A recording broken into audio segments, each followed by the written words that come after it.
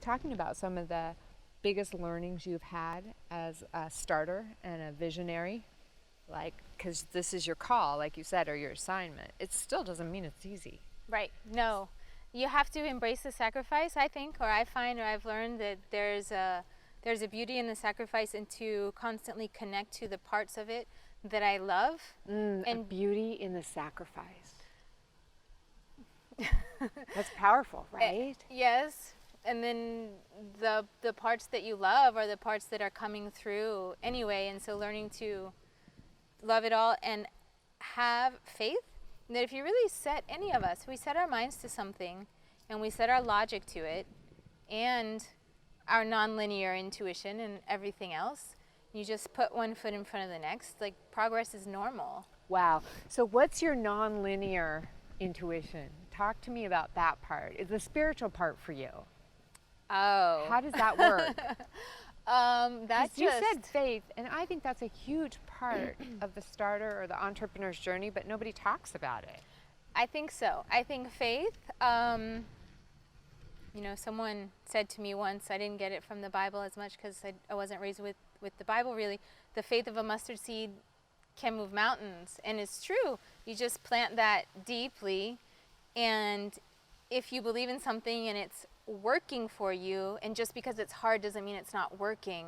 Oh, just because it's hard doesn't mean it's not working, right? Right. And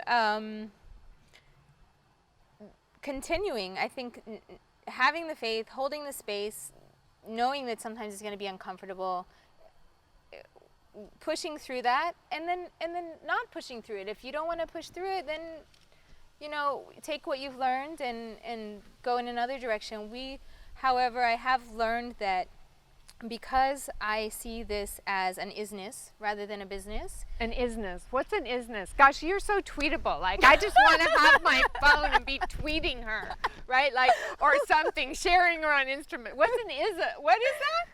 An isness. An isness, not Yes, a business. Not a business, an isness. That's not my original term by far. One of the people from the permaculture certificate, who's a delightful soul, you know, it was on the plan, when my papaya is open for isness, and it just really resonated for me. Open for isness, yes. Because business is too narrow for, and being entrepreneurially minded, you can think of things all the time. So I love this, for example. I love that. I want it. Right. I'm trying not to covet it. We can trade. So it came from Guatemala. A dear friend of mine brought it, and he's actually flying back to Guatemala today. I've had it for 10 years and goes everywhere with me. And I put it down on my yoga mat. I'm like, ooh, that's like a yogi toast. So you can always think of a simple one-step A to B sort of business model. That's not hard for us. And right. Okay, so yeah, the problem that's hard for us is shutting that off. Yes. And focusing on what we've got ourselves up to our waist in. Yes, right? exactly. And so I think I kind of lost my train of thought. Oh, isness. Trying to contextualize that a bit more, and somebody introduced me to the concept of the Long Run Foundation, and it's a group of conservationists and retreat space owners or stewards that operate on the principles of not just commerce, it's commerce, conservation, community, commerce, conservation, community, and culture. Wow, the 4 C's. Commerce. 4 C's. Conservation, community, culture, and I would add creativity in there, because when we're in our creation, we're in our divine flow.